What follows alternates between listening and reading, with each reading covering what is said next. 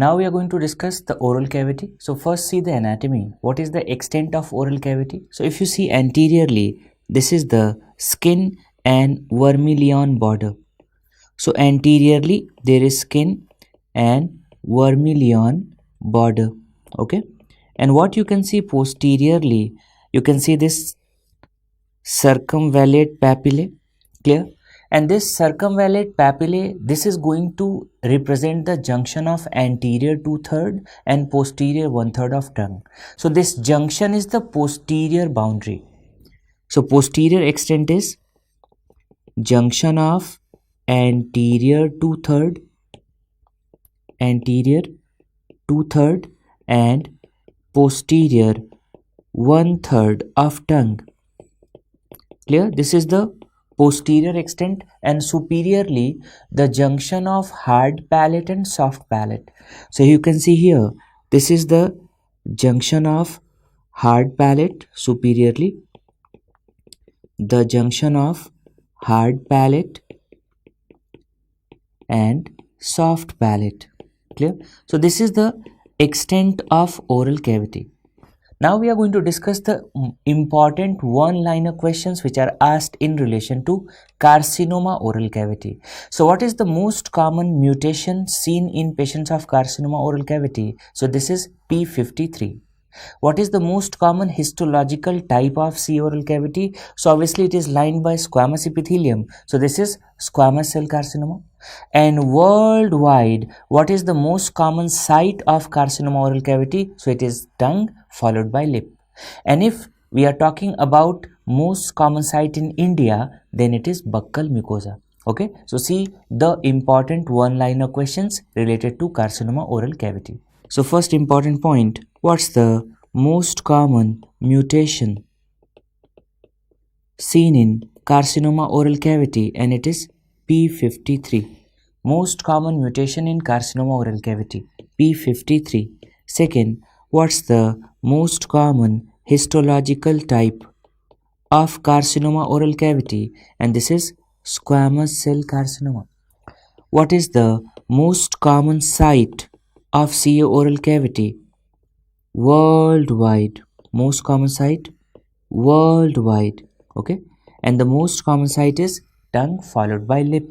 So this is tongue followed by lip. And see the twist in question, what is the most common site of carcinoma oral cavity in India? Okay, so in India it is buccal mucosa followed by anterior tongue followed by lower alveolus. So it is buccal mucosa followed by anterior tongue followed by lower alveolus. Clear? Lower alveolus. Okay, now see what is the most common pattern of spread. So generally in carcinoma oral cavity you will find that there is local extension and there is lymphatic spread. Hematogenous spread is also seen in C oral cavity, and if there is hematogenous spread, what is the most common site of metastasis? It is lungs. Okay, so another important point, what's the most common pattern of spread? Clear? And the most common pattern of spread, it is local extension and lymphatic spread. So this is local extension and there is lymphatic spread. Okay, we discussed that there can be hematogenous spread also, and via hematogenous spread there is metastasis. So most common site of metastasis, the most common site of metastasis, and that's the lungs. Clear? Now see, if you see this lower lip, this is the lip. Okay, this is the upper lip and this is the lower lip. Now see here, in upper lip, can you see in center there is philtrum? That's why if you see the lymphatic drainage, the upper lip lymphatic drainage is like this. So the right side goes to right side of lymph nodes and the left goes to left side.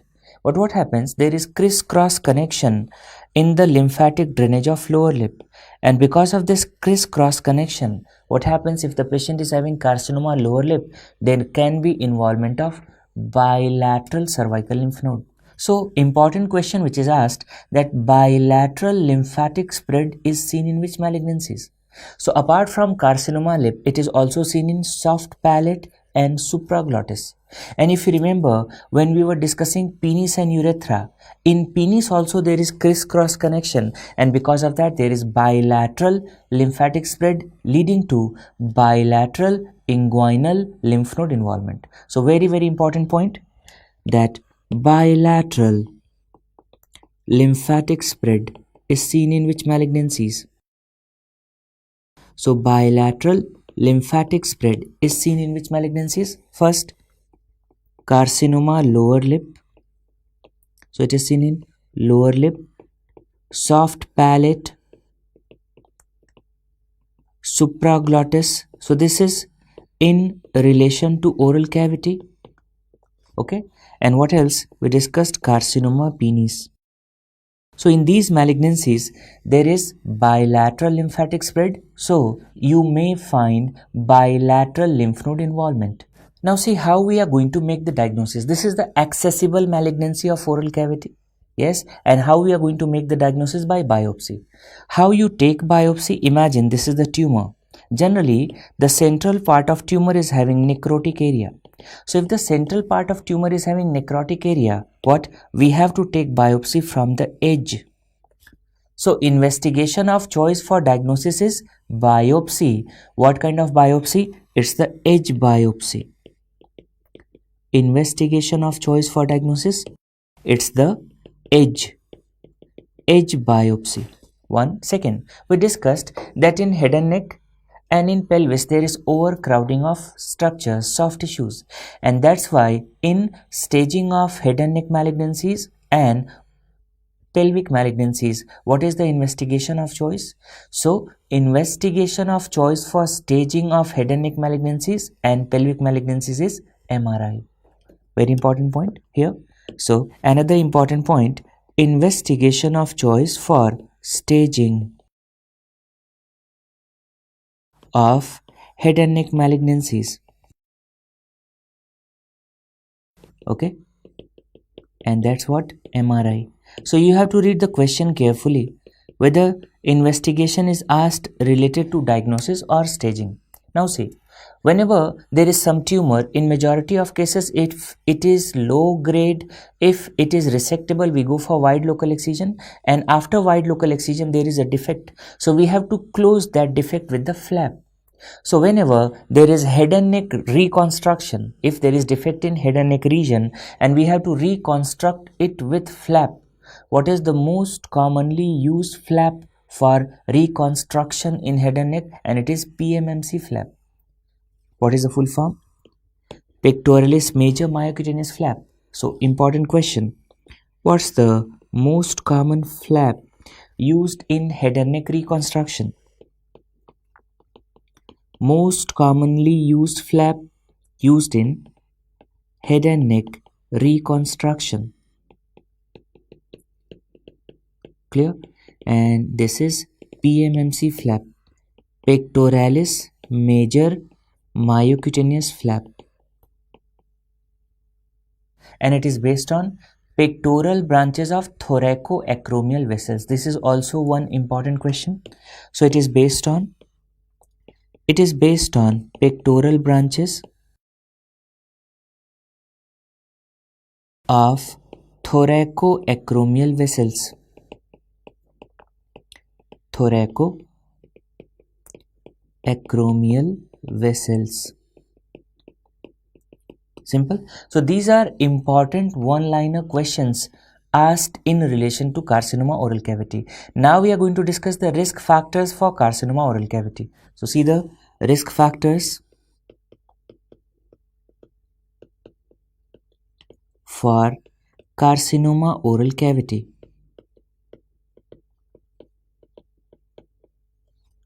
So one of the most important risk factors is what? Tobacco. Clear? Alcohol. Certain people, they are having the habit of betel chewing or areca nut chewing. So that also increases the risk factor. Gutka, pan masala, all these are the risk factors. Some patients are having sharp jack tooth.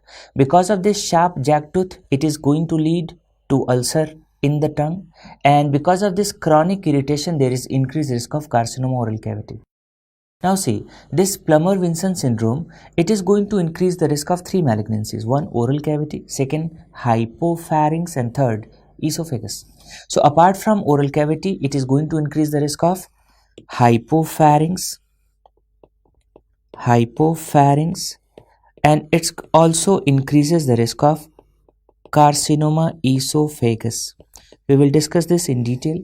The other risk factors are ill-fitting dentures if the patient is having syphilitic glossitis. You know, these two viruses are going to increase the risk of squamous cell carcinoma. Which one? One is human papilloma virus and the second is Epstein-Barr virus infection. If there is poor nutrition, zinc deficiency, vitamin A deficiency, the patients are very prone to develop C oral cavity. And this question was asked in a latest exam, that vitamin A deficiency increases the risk of carcinoma oral cavity. You have to remember. This was asked in a latest exam. Now see, there are conditions with malignant transformation. So there are high risk lesions, medium risk lesions and low risk lesions which are associated with carcinoma oral cavity. So see, what is this group? Conditions associated with malignant transformation. So what are the high risk lesions? What are the medium risk lesions? High risk lesions, medium risk lesions and low risk lesions. Clear? This is another important question because what they do in exams, they give 3 high risk lesions and 1 medium risk or low risk lesion, and then they ask which of the following is not a high risk lesion for malignant transformation in carcinoma oral cavity. So see the list: erythroplakia, speckled erythroplakia and chronic hyperplastic candidiasis. All these are high risk lesions for malignant transformation. There is a very important question which is frequently asked in relation to CA oral cavity. They give you 3 conditions: 1, leukoplakia; 2, erythroplakia; and 3, speckled erythroplakia. And then the question is asked which one is having maximum risk of malignancy. So among leukoplakia, erythroplakia and speckled erythroplakia, this one is having maximum risk. Okay, and leukoplakia is having lowest risk. Clear? So these are the high risk lesions. The medium risk lesions are oral submucous fibrosis. So you must be knowing that in oral submucous fibrosis there is formation of fibrous band within the submucosa, and typically it is seen in Asian population in females who are having the habit of chewing betel nut for long duration. And the second is syphilitic glossitis. Third is Plummer-Vinson syndrome. See, what are the low risk lesions? So oral lichen planus, DLE means discoid lupus erythematosus, and discoid keratosis congenita. These are the low risk lesions. So you have to remember this list because this is frequently asked. Now see these 2 images and tell me what is the diagnosis on the basis of this appearance. So here you can see there is whitish patch or whitish plaque. So presence of whitish patch or whitish plaque. So what is this? This is leukoplakia. And in this picture you can see there is reddish mucosal patch or plaque, and this is reddish, so this is erythroplakia. So first is leukoplakia and the second is erythroplakia. This is very important as frequently. Let's see what are the differences. So what are the differences between leukoplakia and erythroplakia?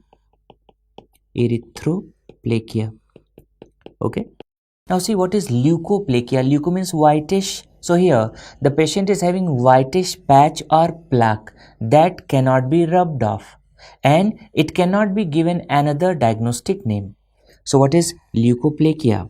Here patient is having whitish patch or plaque that cannot be rubbed off, and it cannot be given any other diagnostic name. And in erythroplakia you saw that here patient is having reddish mucosal patch or plaque. So there is reddish mucosal patch or plaque. Clear? One by one we are going to discuss. If we are talking about the incidence, which one is more common, leukoplakia or erythroplakia? So leukoplakia is more common. And if you are talking about the incidence of malignancy, erythroplakia is having higher risk of malignancy. Generally, what are the common sites of erythroplakia? So see the sites, common sites. So it is seen in soft palate, tonsillar pillar. So the common sites are soft palate and tonsillar pillar. Okay. If we see the incidence, leukoplakia, this is more common, and erythroplakia, this is less common. It's less common, but if we compare the risk of malignancy, it is having increased risk of malignancy as compared to leukoplakia. So as compared to leukoplakia, there is increased risk of malignancy in erythroplakia. Here, relatively, there is low risk. Okay. Now see what are the risk factors for leukoplakia. So the people who are smokers, taking alcohol, these patients are having increased risk. If the patient is having ill-fitting dentures or jagged tooth, in those cases also there is increased incidence of leukoplakia. So see the risk factors. Risk factors for leukoplakia. So smoking, alcohol, ill-fitting dentures and jagged tooth. All these are going to increase the risk. Okay. Very important finding on pathology. Generally, the patients who are having erythroplakia, on biopsy there is severe cellular dysplasia. So what is the important pathological feature? There is severe cellular dysplasia. And because of this severe cellular dysplasia, what happens? There is increased risk of malignancy. So this is going to increase the risk of malignancy. On which investigation you can find severe cellular dysplasia? So you can find this on biopsy. So if patient is having erythroplakia, obviously we have to go for the biopsy, and there is risk of malignancy. That's why in all cases we have to go for surgical excision. So how we make the diagnosis? So it is diagnosed by biopsy. And what's the management? Since there is increased risk of malignancy, we go for surgical excision. Okay, but see what happens in leukoplakia. The key pathological features are hyperkeratosis, parakeratosis. Patients are having acanthosis. This is asked in pathology. Okay, so key pathological features are hyperkeratosis. There is parakeratosis and acanthosis. Clear? So hyperkeratosis, parakeratosis, acanthosis. Again, how we are going to make the diagnosis? So the diagnosis is made by biopsy. Clear? And how we are going to treat? Okay. So generally, first we are going to encourage patient to stop smoking and alcohol. So if patient is having leukoplakia, stop smoking and alcohol. If the patient is having ill-fitting dentures, jagged tooth, so what we are going to do? Treat the underlying cause. Clear? So treatment of underlying cause. If patient is having ill-fitting dentures, jagged tooth. But if patient is having moderate to severe dysplasia, so when there is dysplasia, we have to go for surgical excision.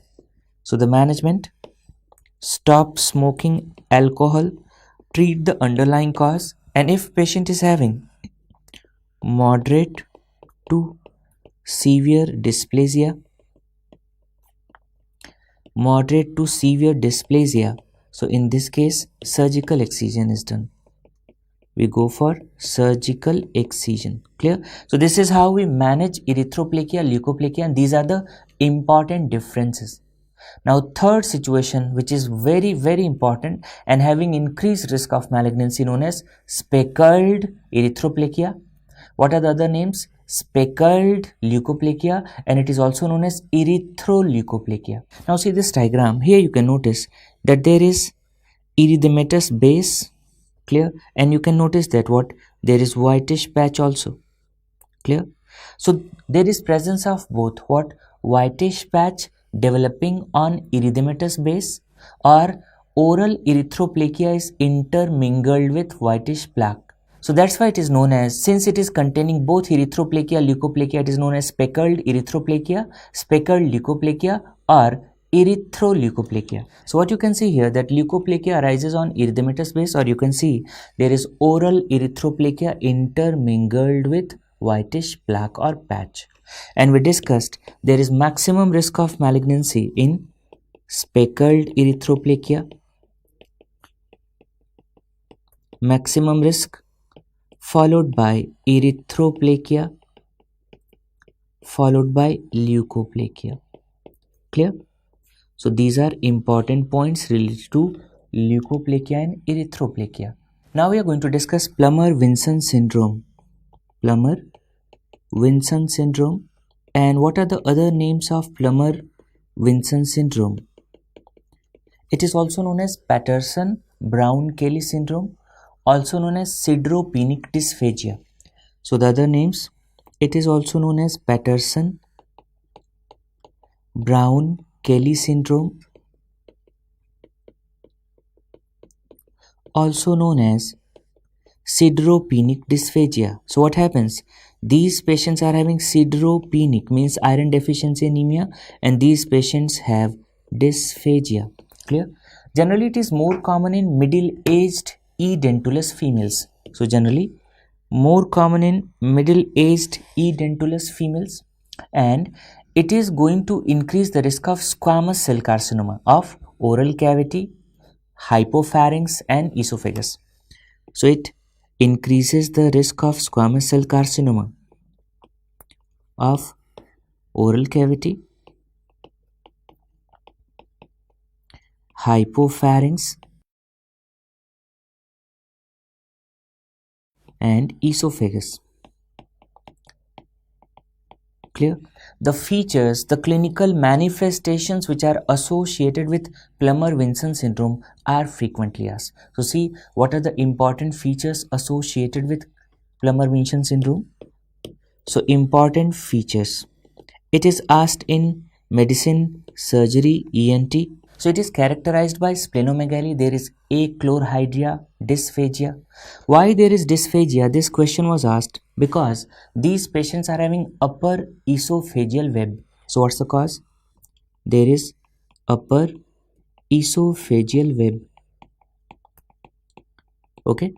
And why it is known as sideropenic dysphagia? Because you can see patient is having chronic iron deficiency anemia and dysphagia. So that's why it is known as sideropenic dysphagia. Clear? So there is atrophic oral mucosa also, or there is glossitis and quilonychia. What happens in quilonychia? There is brittle spoon-shaped fingernails. So these are the associations. How to remember the mnemonic is, can you see? SAD, CA, quile. So how to remember? SAD, CA, quile. Clear? So this is splenomegaly, achlorhydria, dysphagia, chronic iron deficiency anemia, atrophic oral mucosa or glossitis, and there is quilonychia. Now see this picture and tell the diagnosis. Can you see this patient is having difficulty in opening the mouth? So what? There is restricted mouth opening. Second thing, what you can see, that there is presence of extensive fibrosis. What happens? Can you see? Whitish areas. So this condition is typically seen in Asian population, more common in females, and this is oral submucous fibrosis. So what's the name of this condition? This is oral submucous fibrosis. Here you can see the term is self-explanatory. Submucous fibrosis. So problem in the oral cavity, there is presence of fibrous band. So there is presence of fibrous band in the oral cavity in which particular layer? Submucosa. And because of this extensive fibrosis, this patient is not able to open the mouth completely. So there is restricted opening of mouth. Second, there is restricted tongue movement also. And generally these patients are females who have the habit of chewing betel nut for longer duration. They used to keep the betel nut in the mouth and they keep chewing that betel nut. Okay, so what is oral submucous fibrosis? The term is self-explanatory. It is characterized by formation of fibrous band. Submucous fibrosis. So there is formation of fibrous band in which layer? Submucosa. And because of this fibrous band, what's the problem? There is restricted opening of mouth. So restricted mouth opening, one problem, and restricted tongue movement. Okay, now imagine a condition of a female who is having restricted mouth opening and restricted tongue movement. You can understand the pain.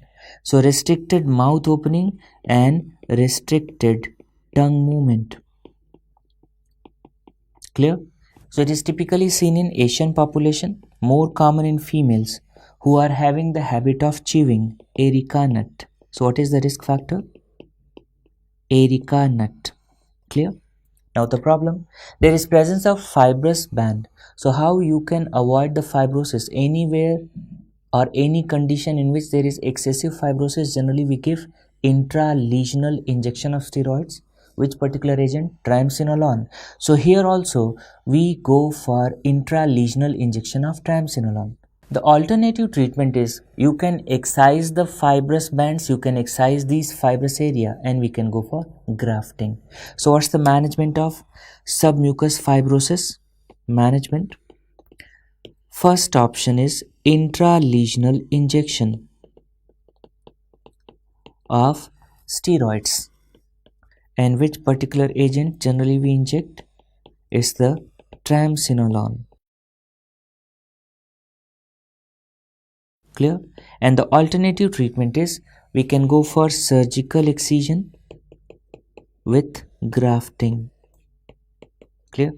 So we can go for surgical excision with grafting. So this is how we manage oral submucous fibrosis. Now see two examples. If you see tobacco or smoking, it's a risk factor for most of the malignancies of aerodigestive tract. So what?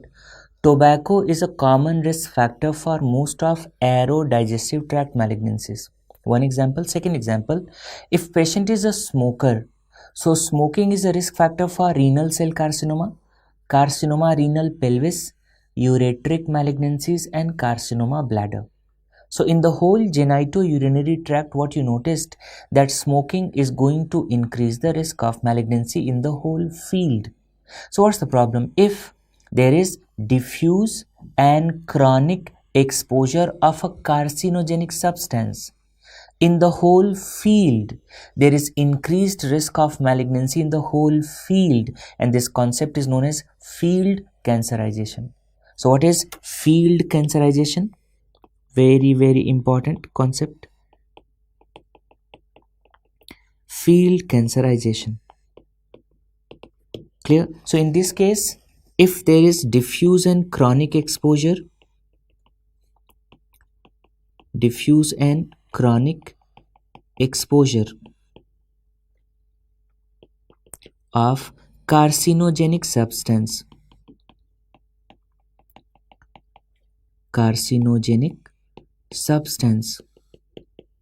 so what happens? There is widespread changes in the surface epithelium. So if there is widespread change, so there are widespread changes in surface epithelium. Okay, and because of that, what's the problem? These patients are prone to develop multiple tumors. So what happens? These patients are prone to develop multiple tumors, and in this case there are separate tumor at different sites. Two situations are there. If patients are having multiple tumors and the second tumor was diagnosed within 6 months of diagnosis of first tumor, this is known as synchronous tumor. And if The second tumor was diagnosed after 6 months of diagnosis of first tumor. This is known as metachronous. So because of these changes, it can lead to separate tumors at different sites. Separate tumors at different sites in the whole field. Clear? And it is further divided into two types. It can be synchronous. Synchronous means detected simultaneously or within 6 months. Synchronous or metachronous. And this metachronous, it is detected or diagnosed after 6 months. Clear? So synchronous, detected simultaneously or within 6 months. Simple. And metachronous, this is detected after 6 months. So the second tumor is diagnosed after 6 months of first tumor or primary tumor. So now classical example, so you can see tobacco or alcohol for aerodigestive tract, so it is going to increase the risk of malignancy in aerodigestive tract. And second, we discussed smoking for genitourinary tract. So what are the examples of field cancerization? Very important: tobacco or alcohol, and this is for aerodigestive tract.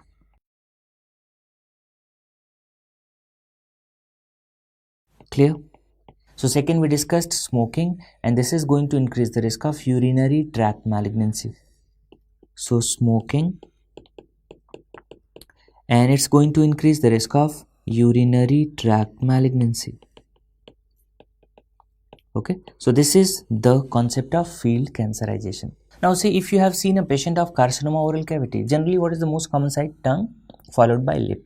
So whenever these patients are coming to us, what they tell us that, sir, I'm having this swelling, or in the tongue they are going to tell us that, sir, this is an ulcer, and generally the duration is more than 3 weeks.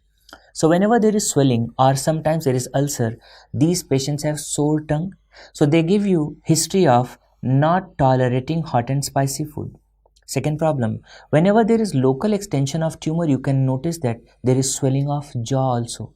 If there is involvement of cervical lymph node, what you can notice? You can notice that there is painless lump in the neck also. And certain patients in which there is extensive spread, these patients have difficulty in opening of mouth. That's trismus. So see, what are the clinical features of CA oral cavity? Carcinoma oral cavity. Okay. What are the clinical features? Clinical features. So these patients come to us with persistent swelling or ulcer. General duration is more than 3 weeks.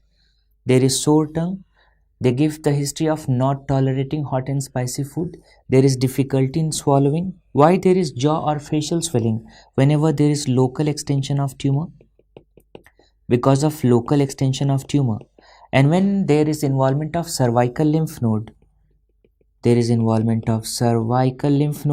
patients have painless mass in the neck, and these patients give you history of restricted mouth opening or trismus. How we approach the patients of CA oral cavity? We discussed already.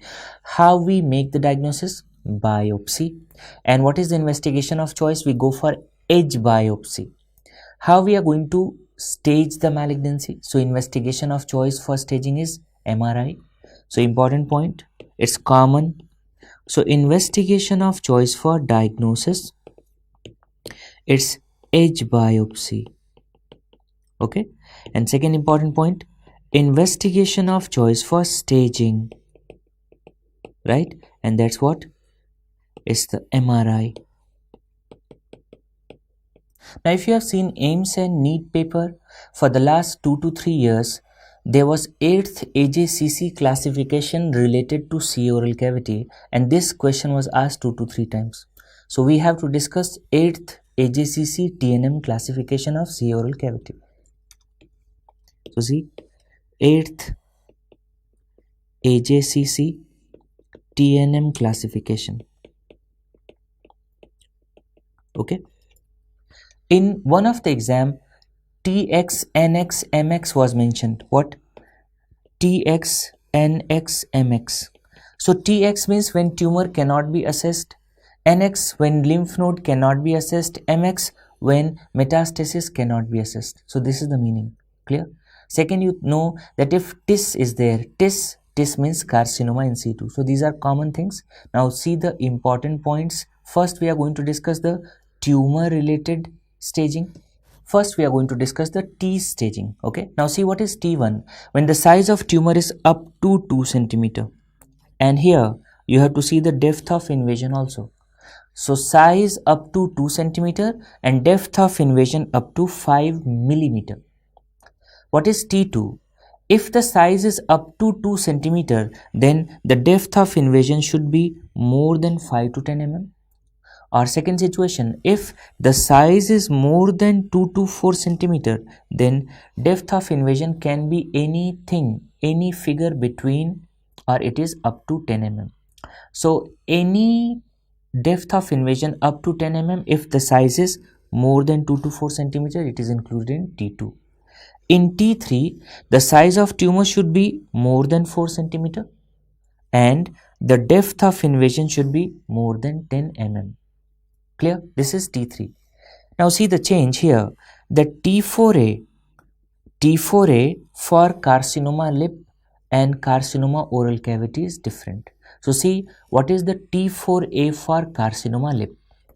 So in T4A of carcinoma lip, the tumor invades or involves cortical bone, inferior alveolar nerve, floor of mouth or skin of chin or nose. And what about T4A of oral cavity? Here, the tumor invades cortical bone, mandible, maxillary sinus or skin of face. Clear? And the T4B is same for both. In T4B, if there is involvement of masticator space, pterygoid canal skull base and or encasement of internal carotid artery. So this is T staging. Now see the lymph node staging. Okay, so it is divided into N1, N2, N3. What is N1? In N1 there is metastasis to single ipsilateral lymph node. Single ipsilateral lymph node and size up to 3 centimeter. And whenever there is metastasis to single ipsilateral lymph node but the size is more than 3 to 6 centimeter, then it is included in N2A. And in N2B there is presence of multiple or involvement of multiple ipsilateral lymph node. Here the size should not be more than 6 centimeter of any lymph node. So none should be more than 6 centimeter. So N2B, multiple lymph nodes are involved, multiple ipsilateral lymph node. What happens in N3A? In N3A, whenever the size of involved lymph node is more than 6 centimeter. So if there is metastasis to lymph node more than 6 centimeter, it is N3A. And what is N3B? Whether there is metastasis to single or multiple lymph node doesn't matter. If it's having clinical extranodal extension. So if patient is having clinical extranodal extension, this is included in N3B. So this is lymph node staging, and the easiest is metastasis. M0, there is no metastasis. M0, no metastasis, and in M1 there is distant metastasis. Clear? So in M1 there is distant metastasis. So this is TNM classification. This is very important for AIIMS and NEET. 2 to 3 times questions were asked about this staging. Now we are going to discuss the management of carcinoma oral cavity. So see the basic principle which we are going to follow. If the patient is having T1, if the stage is T1 or T2, generally for T1 and T2, surgical excision is sufficient. So generally, there are exceptions, but generally surgical excision is sufficient. And if patient is having T3 and T4, for T3 and T4 malignancies, we go for surgery plus radiotherapy. Okay, so this principle we will be following in carcinoma oral cavity. Now, coming to the other treatment options. So we have three treatment options for carcinoma oral cavity. First, we go for surgery. So what kind of surgery is done? Since most common type is squamous cell carcinoma, we go for wide local excision. And if we go for wide local excision, there is a defect. So we have to reconstruct the defect with flap. So the most important modality of treatment is surgical excision with reconstruction. Other treatment options are chemotherapy and radiotherapy. Okay. So what are the management options in CA oral cavity? Management options. The most important treatment modality is surgery with reconstruction. So what we have to go for? Surgery with reconstruction. Second is chemotherapy. And third is radiotherapy. These are the three options. Out of these three, which one is most important? So the most important modality, and that is surgery with reconstruction. Okay. So generally what surgery? We go for wide local excision and we go for reconstruction with flap. And we discussed that in head and neck reconstruction, what is the most commonly used flap? It is the PMMC flap, pectoralis major myocutaneous flap. So here we go for wide local excision with 2 cm margin, clear, followed by flap closure. So we go for flap closure, clear. So this is how we manage. Now one by one we are going to discuss what are the important flaps used. Most commonly used flap is PMMC flap. So in this patient you can see that this patient is having this defect, clear, and for this defect I'm taking what? Pectoralis major myocutaneous flap. Okay, so this flap is used here for the reconstruction. So question is asked that this PMMC flap is based on which vessels? So it is based on pectoral branches of thoracoacromial vessels. This image based question was asked in AIIMS. So most important flap, it is PMMC flap. PMMC flap is the most commonly used flap for reconstruction of head and neck. So this is most commonly used flap for reconstruction of head and neck, and it is based on pectoral branches of thoracoacromial vessels. Thoracoacromial vessels. Clear? So here you can see the muscle. You can see this is pectoralis major. Okay, and it is based on these arteries. This is pectoral branch and it is used for reconstruction of head and neck. Now see this flap and tell me the name. This is the radial side and this is the ulnar side, and here you can see that I am going to take this flap. This flap is devascularized from donor site, revascularized at recipient bed. So this is free flap. And what kind of? This is radial forearm free flap. So what's the name of this flap? This is radial forearm. So radial forearm free flap. Okay. So it is free flap and it is based on, can you see which artery? So it is based on, the name is radial forearm free flap. So it is based on which artery? Radial artery. So it is based on radial artery. Okay, and it is used for reconstruction of floor of mouth, buccal mucosa, base of tongue. So see, what are the uses? So radial forearm free flap, it is used for reconstruction of floor of mouth, lateral tongue, even buccal mucosa, base of tongue and soft palate.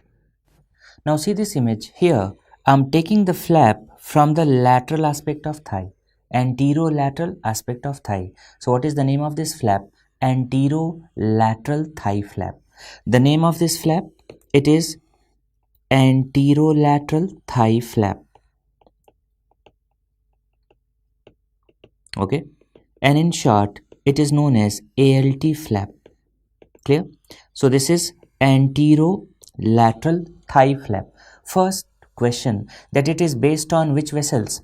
So it is based on perforators of, you can see here, descending branch of lateral circumflex femoral artery.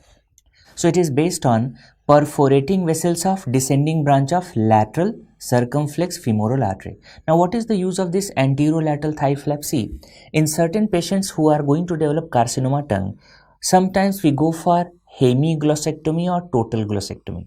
So after glossectomy, we have to go for the reconstruction of tongue. So this ALT flap, here you can see, this ALT flap is used for tongue reconstruction. So here you can see, this is used for tongue reconstruction in this patient after hemiglossectomy. Clear?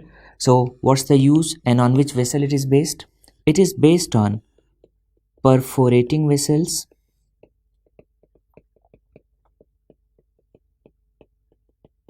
of descending branch of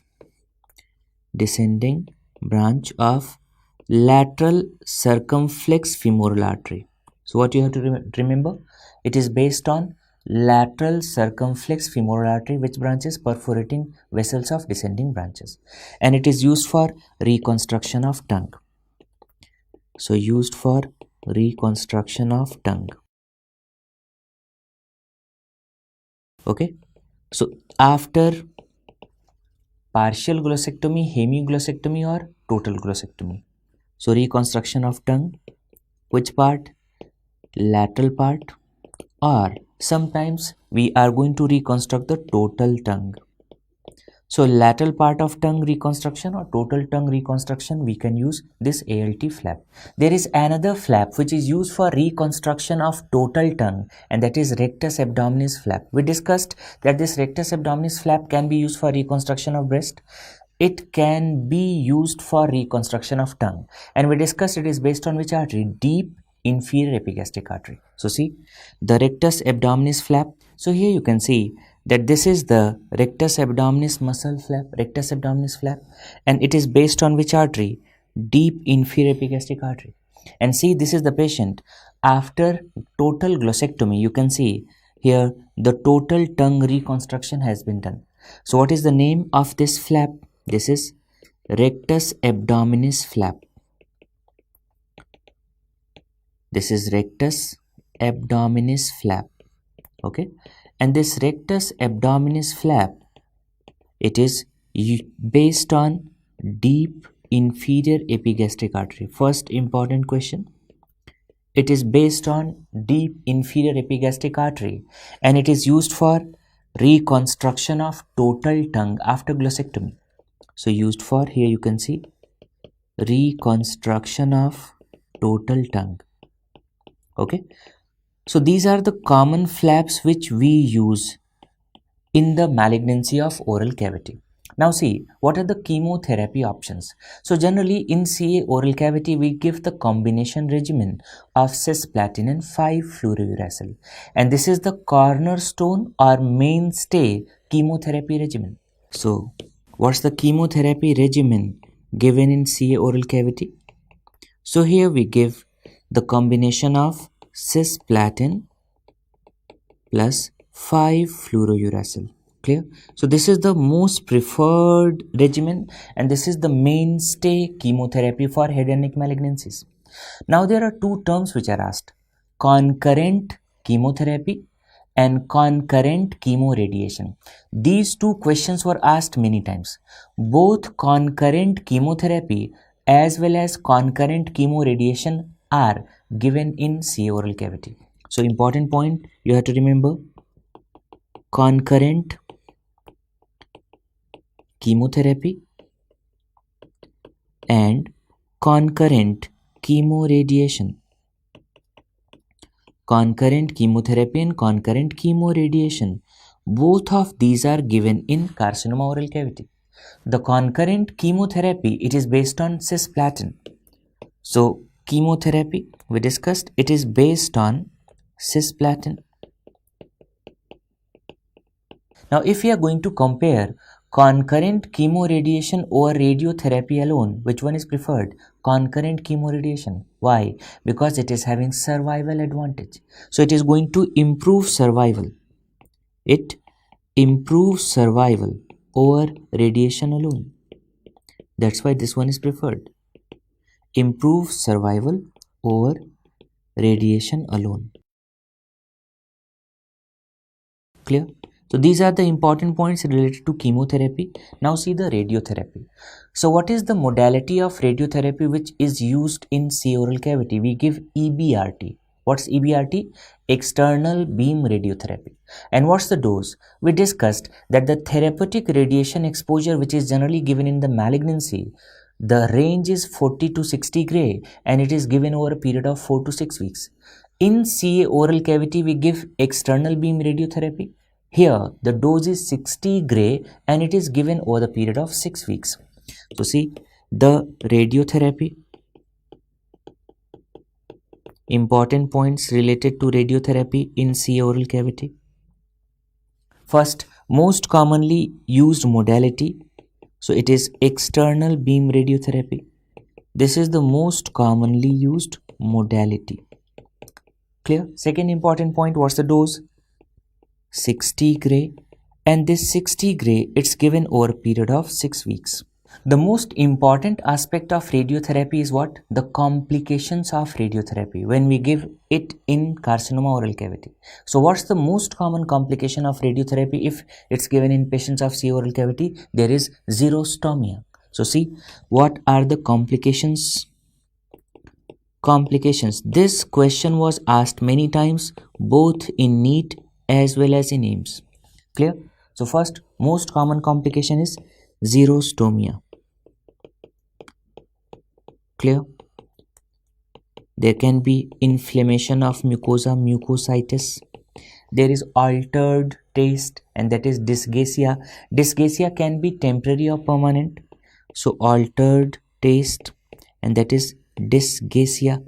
And the question which is most frequently asked, and it is this complication, osteoradionecrosis. Clear? Osteoradionecrosis. So generally this osteoradionecrosis is seen in the patients who are having caries tooth in the radiation field. Clear? So what's the problem? It is generally related to caries tooth in radiation field. So if in the radiation field there is caries tooth, it is going to increase the risk of osteoradionecrosis. What's the problem here? Because of this radiotherapy, there is altered microcirculation of mandible as well as maxilla. And if there is altered microcirculation, what's the problem? There is decreased saliva production. So there is decreased saliva production because of altered microcirculation of mandible and maxilla. So how we are going to manage this osteoradionecrosis? First, the patient should be having good oral hygiene. There should be dental care, and we give hyperbaric oxygen therapy. So how we manage osteoradionecrosis? Good oral hygiene, dental care, and we give hyperbaric oxygen therapy. Hyperbaric oxygen therapy. Clear? So this was related to the treatment aspect of C oral cavity. Now one by one we are going to discuss. First we are going to discuss the carcinoma lip. So in this patient you can see that the carcinoma is present over the lower lip. So generally in the lip, what is the most common site of carcinoma? Is the lower lip. Why? Lower lip is most common site in lip because this lower lip is more everted, and that's why it is exposed to sunlight. So there is greater exposure to ultraviolet radiation. And generally this carcinoma lip is more common in males. Why? Because males are involved in outdoor activities. So see the important points related to carcinoma lip. Okay. So first, what's the most common site? It's the lower lip. Why? Because lower lip is exposed to sunlight and it's exposed to ultraviolet radiation. It is more common in males. Why? Because males are involved in outdoor activities. Generally, in which decade? It is seen in 4th to 7th decade. Seen in 4th to 7th decade. Now see, generally these patients have this kind of swelling, growth, sometimes ulceration over the lower lip. Now, we discussed that if the malignancy is arising from upper lip, what? There is lymph node involvement of one side. Why? Because here it is divided by philtrum. But if patient is having malignancy in the lower lip, what happens? Because of crisscross connection, there can be involvement of bilateral cervical lymph node. So here also there can be involvement of cervical lymph node. We discussed that lymph node metastasis is most common with which malignancy? Carcinoma tongue. And it is least common with which malignancy? Carcinoma lip. If carcinoma lip is not given in the option, then you have to go for carcinoma hard palate. So lymph node metastasis is least commonly associated with CLE. And generally these patients are coming to you with lymph node metastasis when the malignancy is highly advanced. Now which group can you see? Most commonly involved group, this one submental and this one submandibular. Okay, so clinical presentation we discussed, there is swelling or ulceration,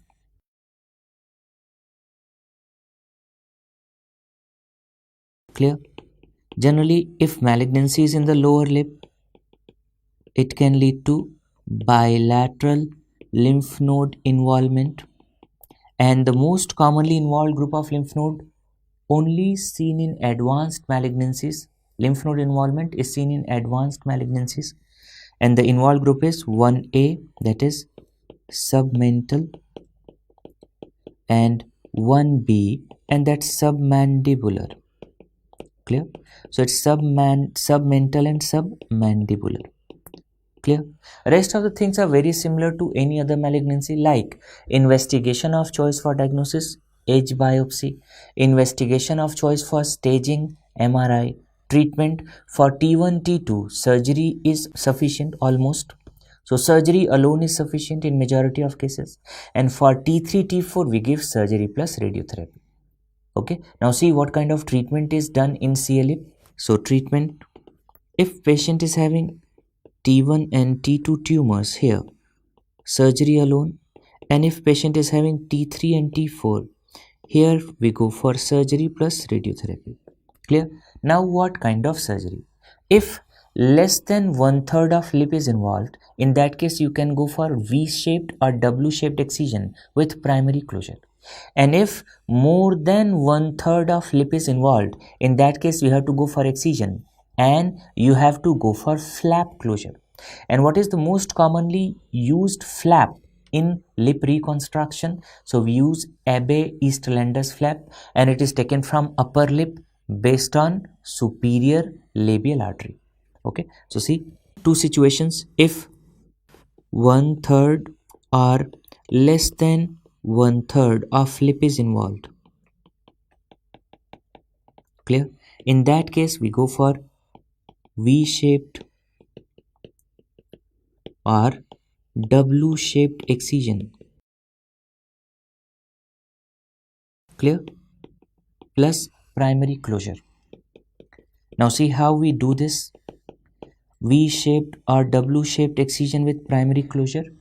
Here you can see carcinoma is involving less than 1/3 of lip, and that's why you can see what kind of excision is done here. Can you see? W-shaped excision.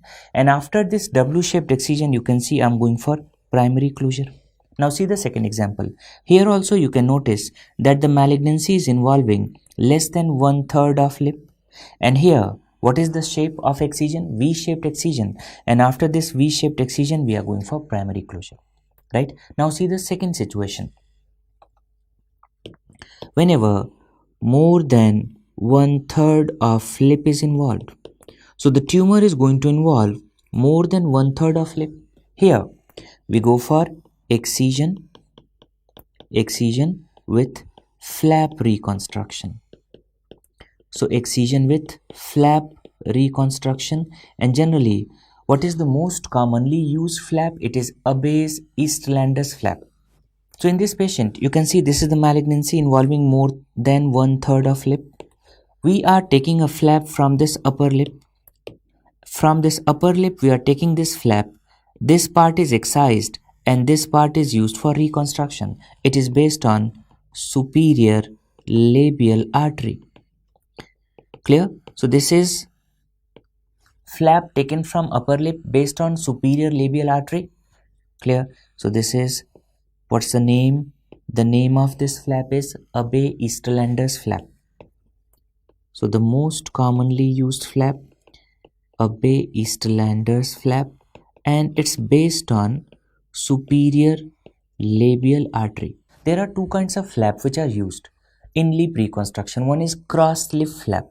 Classical example of cross lip flap is this Abbe-Islanders flap, and there is circumoral advancement flap. And what are the names? The circumoral advancement flaps are Karpandzik flap and Webster-Bernard flap. So what are the flaps used for lip reconstruction? First, cross lip flap, and the second is circumoral advancement flap. So this is circumoral advancement flap. Okay, what are the examples? Here it is Abbe-Islanders flap, and we discussed it is based on superior labial artery, and the circumoral advancement flaps are, first is Karpandzik flap, and the second is Webster-Bernard flap. Webster-Bernard flap. Clear? So this is how we reconstruct the lip. And we discussed that if the tumor is T3 and T4, so apart from surgery, we have to use the radiotherapy. Now see carcinoma tongue. So in this picture, you can see this is the site of malignancy, and this is the most common site of carcinoma tongue. First, two important questions. What is the most common site of carcinoma oral cavity worldwide? It is tongue. And in tongue, what is the most common site? So if you see the diagram, this is the tongue. Clear? This is anterior 1/3, this is middle 1/3, and this is posterior 1/3. So it is generally arising from the junction of middle 1/3 and posterior 1/3, and where exactly? The lateral aspect. So here you can see it is exactly located on the lateral aspect of junction of middle 1/3 and posterior 1/3. So this is the most common site of CA tongue. So two important points. Carcinoma tongue. First, it's the most common site of CA oral cavity. Most common site of CA oral cavity worldwide. Clear? Second, what is the most common site in tongue? So most common site is lateral border of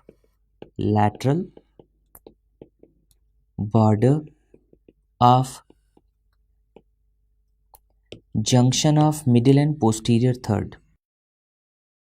Middle and posterior third.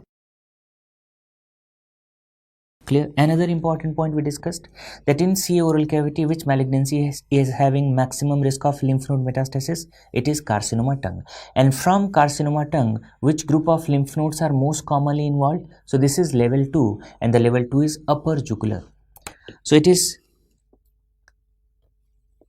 most commonly associated with lymph node metastasis. And which group of lymph node? It's the level 2, and that's upper jugular. Clear? Now see the presentation. You can see the presentation of this patient. Similar presentation is there. Most of the patients are having ulcer in the tongue, and because of this ulceration, what is the problem? These patients are not able to tolerate hot and spicy food. Clear? So what is the most common type? It is the ulcerative variety. What is the most common presentation? Ulcer in the tongue. Clinical features. So very important point. Most common type is ulcerative variety. It is ulcerative, and since it is ulcerative variety, clear, so most common presentation is ulcer which is not healing. So long history of ulcer which fails to heal. And the second problem, these patients are not able to tolerate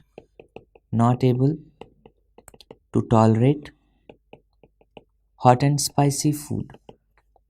Clear? Hot and spicy food. Right? Now, what is the investigation protocol? Here also investigation of choice for diagnosis is edge biopsy. Investigation of choice for staging is MRI. And see the treatment. Treatment depends on the location of tumor and involvement of the tongue. Now imagine that this is the tongue. Clear? And if patient is having T1, so for T1 what we do, we go for partial glossectomy. So for T1, we go for T1, we perform partial glossectomy with primary closure. So see the treatment. T1, partial glossectomy plus primary closure. Okay. Now see, if the patient is having T2, for T2, we are going to perform the hemiglossectomy. So half of this tongue is removed. So here you can see, we perform hemiglossectomy and we give radiotherapy. So here for T2, we perform hemiglossectomy,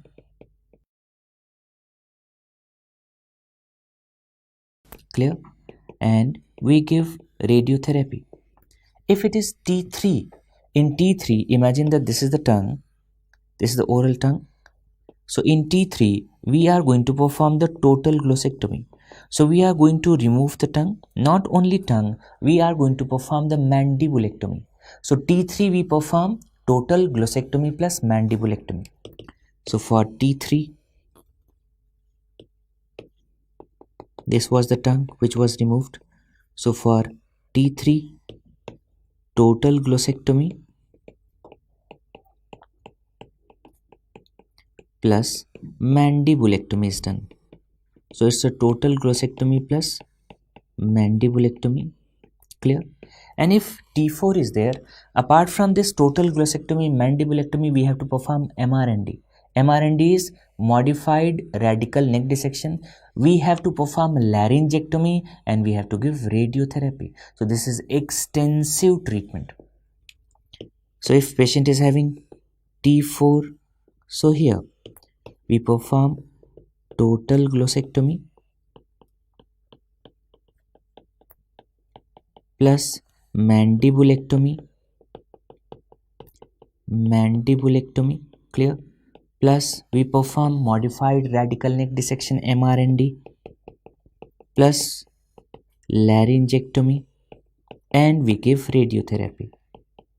Laryngectomy plus we give radiotherapy. Why? To prevent the post-operative recurrence. Now see what the problem in carcinoma tongue, that in majority of cases the recurrences are seen within 2 years. Clear? Now see, if there is recurrence, okay, and you have performed only partial glossectomy, you have given radiotherapy. So after partial glossectomy and radiotherapy, recurrence occurs, then you have to perform total glossectomy. And if recurrence occurs after surgery in which radiotherapy is not given, so in post-operative period we have to add radiotherapy. So majority of recurrence are going to occur within 2 years. And if there is recurrence, we have two treatment options. What? First, we can go for total glossectomy.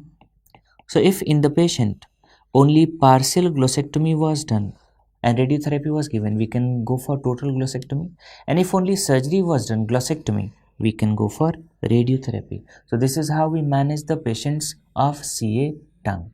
Now in this image, you can see that there is growth involving this buccal mucosa or cheek. And we discussed what is the most common site of carcinoma oral cavity in India. It is buccal mucosa or cheek. Why? Because you have seen certain people are using khani. So what happens? There is tobacco leaves and they are going to mix it with lime and they make a quid and they used to put it here. So that's why it's the alveobuccal complex which is most commonly involved. So this is carcinoma buccal mucosa. Carcinoma buccal mucosa. It is also known as carcinoma cheek. Okay. So it is involving the inner aspect of cheek, that is buccal mucosa. So this is the most common site of carcinoma oral cavity, CA oral cavity in India. Why? We discussed because the people are using tobacco leaves, they are going to mix it with lime and putting a quid here. Because of persistent exposure, what's the problem? There is increased risk of this malignancy. Now what is the presentation? These patients are having the growth over buccal mucosa or this aspect of cheek.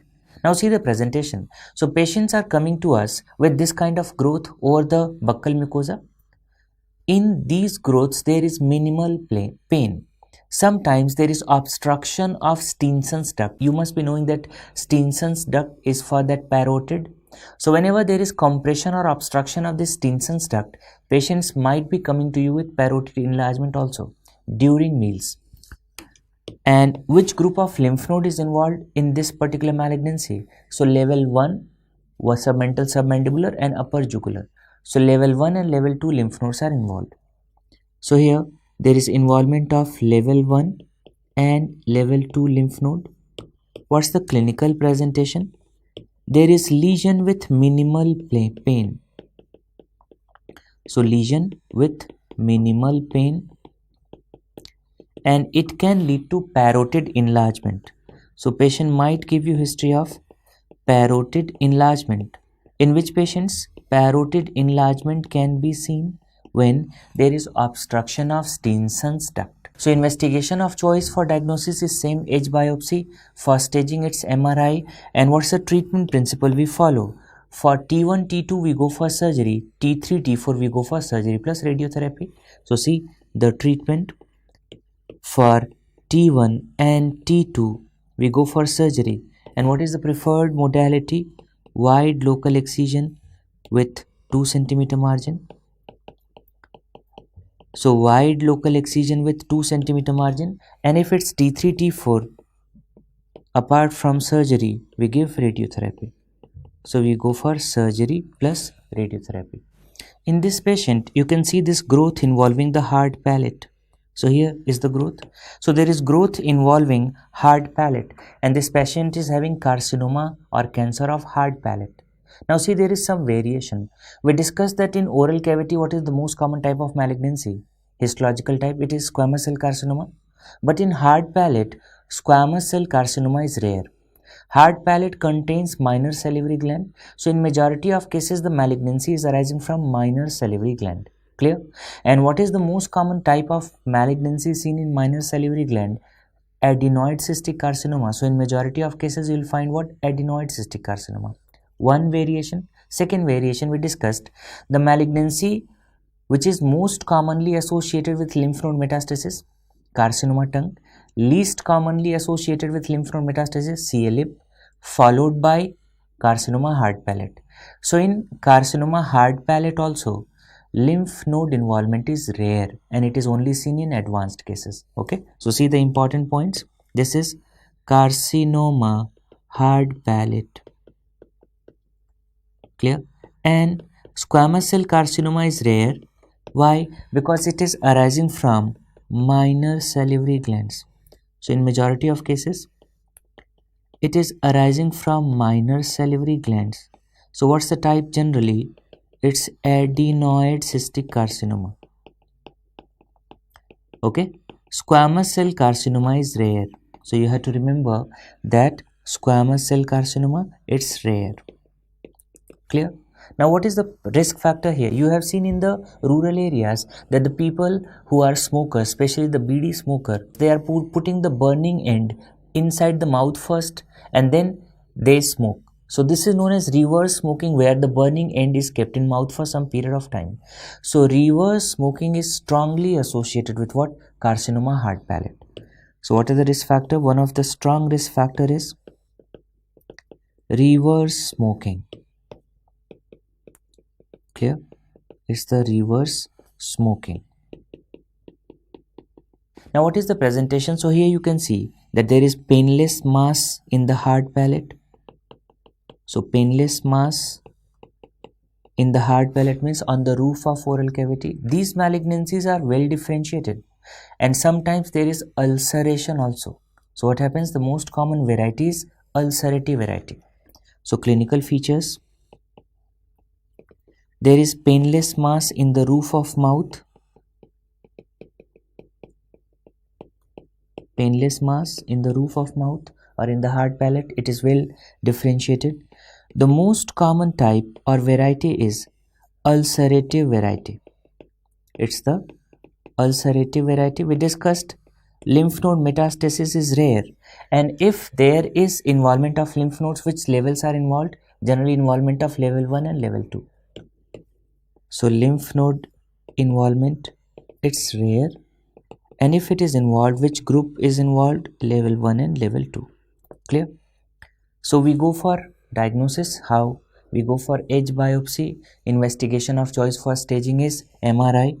Now see the treatment. It's a bit different. If the tumor is small, we have to excise the tumor with underlying bone. So some part of maxilla should be removed. So if the patient is having small tumor, in that case, excision of tumor, what we go for? Excision of tumor plus underlying bone means some part of maxilla is removed. Clear? And if large tumor is there, in those cases we go for maxillectomy. Second situation, if large tumor is there, for that we go for maxillectomy. Clear? And in advanced cases, we have to give radiotherapy to prevent the recurrence. So generally we add radiotherapy to prevent recurrence in advanced malignancies. Now here you can see the malignancy is involving the lower alveolus. So this is lower alveolar cancer. What kind of malignancy? This is lower alveolar cancer. Okay. Now see certain principles we follow here. If the location of this alveolar cancer is over the lateral aspect, here only ipsilateral selective neck dissection is required. But if it is located anteriorly, we perform bilateral selective neck dissection. So see, if there is lateral tumor,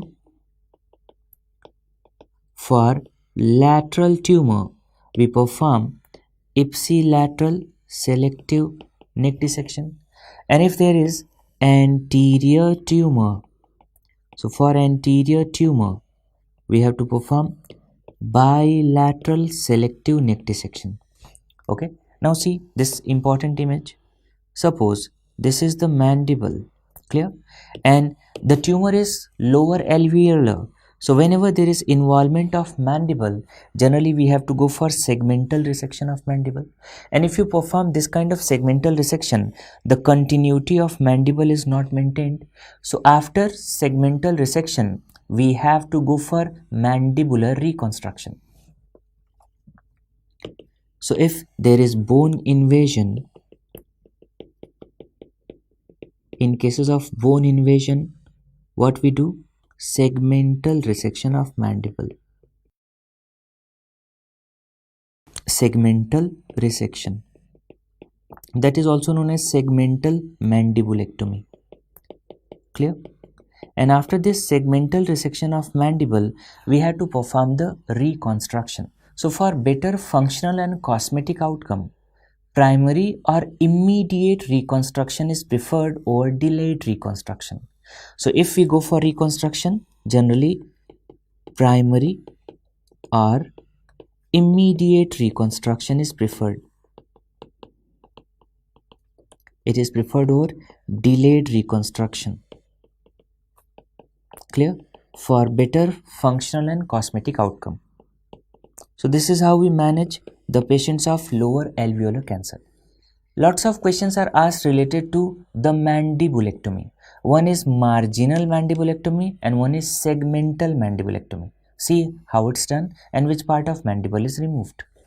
Now see these images. In the first image you can see that there is partial excision of superior portion of mandible in a vertical plane, and this is known as marginal mandibulectomy. And when entire segment of mandible is removed, when the entire segment of mandible is removed, this is segmental mandibulectomy. Now in this case you can see in marginal mandibulectomy the continuity of mandible is maintained, and that's why it is also known as conservative mandibulectomy. Okay, so what's the other name of marginal mandibulectomy? It's also known as conservative mandibulectomy. And here what we are going to excise, here there is partial excision of which portion of mandible? Superior portion of mandible. Superior portion of mandible. Clear? And in which plane? In vertical plane. In vertical plane. Clear? So this is the marginal mandibulectomy, and in the segmental mandibulectomy, one segment or entire segment of mandible is removed. So entire segment is removed, and that's why there is discontinuity. And if discontinuity is there, what is required here? Reconstruction is required. So it leads to discontinuity, and that's why what's required here? Reconstruction is required. So we require reconstruction here. Now in marginal mandibulectomy, what we are going to excise here? Inner cortical surface and part of medullary cavity. So what is excised here? Here we are going to excise the inner cortical surface, okay, and part of medullary cavity. Part of medullary cavity. Clear? This is famous question. It is asked frequently in NEET and DNB, that what are the indications of marginal mandibulectomy and what are the indications of segmental mandibulectomy. So see the indications of marginal mandibulectomy. What are the indications? So when the tumor is within 1 centimeter of mandible, within 1 centimeter of mandible, or tumor just abuts the periosteum but where there is no invasion. So if it is just touching the periosteum without direct invasion, so if there is no direct invasion and the tumor is within 1 centimeter, we go for marginal mandibulectomy. And what are the indications of segmental mandibulectomy? So whenever there is invasion of medullary space, so if there is invasion of medullary space, we have to go for segmental mandibulectomy. Or if a patient is edentulous, there is no teeth and there is occlusal surface, and when tumor is fixed to occlusal surface. So tumor fixation to occlusal surface in which patients? In edentulous patient. Sometimes there is involvement of mandible via mental foramen or mandibular foramen, and whenever these foramens are involved and there is invasion of mandible, in that case also we have to go for what? Segmental mandibulectomy. So these are the indications of segmental mandibulectomy, and after segmental mandibulectomy we have to go for reconstruction. Now we are going to discuss mandibular reconstruction. And for mandibular reconstruction, what are the grafts we are going to use? We use iliac crest, we use fibula and scapula. Okay. So what are the grafts used for mandibular reconstruction? We use iliac crest, we use fibula graft and scapula graft Okay. So see, these grafts are based on which vessels? So first question, that this iliac crest graft is based on, it is based on deep circumflex iliac artery. Fibula graft is based on peroneal artery, and what about scapula graft? It is based on subscapular artery. So iliac crest graft, it is based on deep circumflex iliac artery, deep circumflex iliac artery. This fibula graft, it is based on peroneal artery, and scapula graft, it is based on subscapular artery, Clear? Now see, all these three grafts are used for mandibular reconstruction in dentate patients.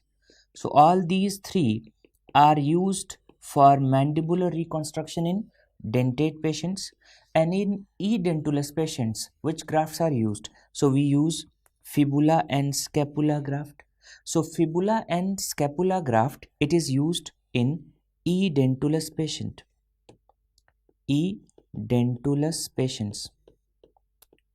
Clear? Whereas all the three are used in dentate patients. Another very important question, that which graft is preferred for mandibular reconstruction in dentate patient and which one is preferred in edentulous patient. So for dentate patients, most preferred graft is iliac crest. So this iliac crest is most preferred graft, in dentate patients. So for mandibular reconstruction, it is most preferred in dentate patients, and fibula graft, this is most preferred in edentulous patients. In edentulous patient. Clear? What is the important point related to scapula graft? That apart from mandibular reconstruction, if there is soft tissue defect also and you need a graft, then you can use scapula. So scapula graft can also be used if patient is having large soft tissue defect. So if patient is having large soft tissue defect, we can use the scapula graft. Okay. So in this image, you can see this part of mandible has to be reconstructed, this green colored part, and we are taking the graft. Can you see? We are taking the graft from iliac crest, and here you can see this kind of reconstruction has been done by this iliac crest graft. Clear? And we discussed that it is based on deep circumflex iliac artery. Now see the second picture. Here also you can see that this much of mandible has to be reconstructed, and we are taking which graft? You can see we are taking fibula for reconstruction, and this fibula graft is used. Clear? And it is based on which artery? Peroneal artery. Another important point which we discussed, that for dentate patient, which one is preferred graft? Iliac crest. And for edentulous patient, which one is preferred? It is the fibula. Now see this image, and what you can see here, you can see that there is growth in relation to maxillary sinus, which is involving the right side of nasal cavity. So what is this actually? This is carcinoma maxillary sinus. And you know what is the most common site of paranasal malignancy? It's the maxillary sinus. Clear? So this is carcinoma maxillary sinus. We are going to discuss in detail. Carcinoma maxillary sinus. Now see the first question, that maxillary sinus, it's the most common site of paranasal malignancy. So first question, it's the most common site of paranasal malignancy. Simple. Okay. Generally it is more common in males. Okay. And it is seen in 4th to 6th decade. So it's more common in males, seen in 4th to 6th decade. Clear? Now see what are the manifestations. So if malignancy is arising from maxillary sinus over a period of time, what happens? Whenever the growth is involving the nasal cavity, patient gives you the history of nasal stuffiness. Patient gives the history of blood-stained discharge. And whenever there is involvement of nasolacrimal duct, patient gives the history of what? Epiphora. Apart from this, patient is having complaints of, a patient is having facial pain, facial paresthesia. So these are the clinical features. So see, what are the clinical features? First, patient gives you the history of nasal stuffiness. Okay. What kind of discharge? So there is blood-stained discharge. Blood-stained discharge. Clear? There is facial pain, facial paresthesia. Facial pain or paresthesia. Clear? And whenever there is obstruction of nasolacrimal duct, patient is having epiphora. So there is epiphora. Okay. These are the clinical features. Now see, generally lymph node metastasis is uncommon in carcinoma maxilla. So in carcinoma maxillary sinus, lymph node involvement is uncommon. And if there is involvement of lymph node, which group of lymph nodes is involved? Mandibular lymph nodes are involved. So generally lymph node involvement, it's uncommon. And if lymph node is involved, generally which group? It's going to involve mandibular lymph node. Okay, how we are going to make the diagnosis? So generally diagnosis is made by CT. And what's the treatment? Apart from surgery, we give radiotherapy also. Okay, so it is diagnosed by CT scan. And for best results, what we go for? We go for surgery plus radiotherapy. Now see this incision and tell me the name. So this is the incision, and the name of this incision is Weber-Ferguson incision. And this Weber-Ferguson incision is used for which malignancy? Carcinoma maxillary sinus. But in all cases, we are not using this Weber-Ferguson incision. For which cases? See, here, if the maxillary sinus malignancy is involving this infraorbital nerve, suppose there is involvement of this infraorbital nerve, or whenever there is involvement of this floor of orbit. So when this floor of orbit is involved or involvement of infraorbital nerve, in those cases this Weber-Ferguson incision is used. So first important question, name, it's known as Weber-Ferguson incision. Okay, and it is used for carcinoma maxillary sinus. In which cases? Used for carcinoma maxillary sinus. Not in all cases. The cases in which there is involvement of floor of orbit. So if there is involvement of floor of orbit or there is involvement of infraorbital nerve, involvement of infraorbital nerve. So this is Weber-Ferguson incision used for carcinoma maxillary sinus. There is another procedure or another operation which is frequently asked in relation to carcinoma oral cavity. And what's the name? It's commando operation. So what's the name of this operation? This is commando operation. Okay. Now see, for which malignancy this commando operation is done. So it is for oral cavity malignancies in which there is involvement of mandible or malignancies infiltrating the floor of mouth. That's why in this case, apart from removal of primary malignancy, we go for hemimandibulectomy, we go for removal of floor of mouth, and we go for radical neck dissection. So see first, what's the full form? Com means combined. So what's the full form? It's combined mandibulectomy. So this is combined mandibulectomy and neck dissection operation. Neck dissection operation. Clear? So the term is self-explanatory. We perform mandibulectomy. So what kind of mandibulectomy is done? It's hemimandibulectomy. We have to resect the floor of mouth and there is neck dissection operation. So what kind of radical neck dissection? Imagine the malignancy is in the tongue and it is involving the mandible. It is fixed to mandible and it is infiltrating the floor of mouth. So what is the surgery done? So if it's carcinoma tongue involving mandible and infiltrating the floor of mouth, then we will go for total glossectomy plus hemimandibulectomy,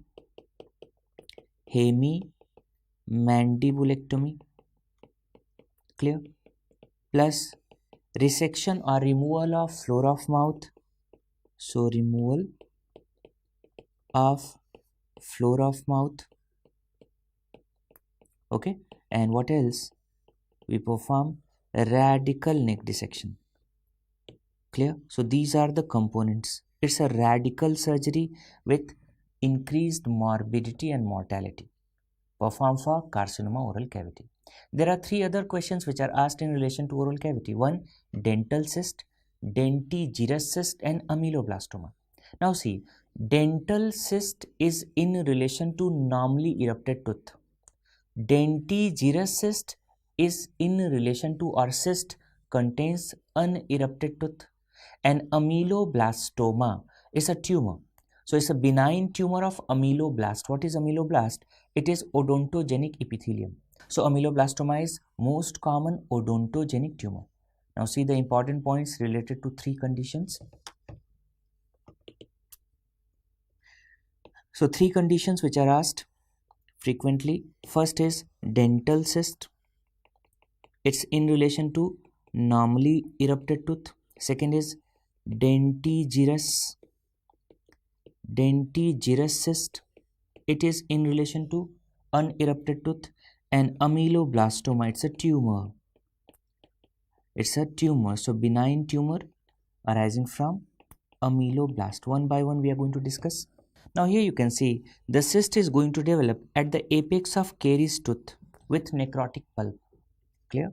And in this case you can see this cyst is going to contain what? Unerupted tooth. So one by one we are going to discuss.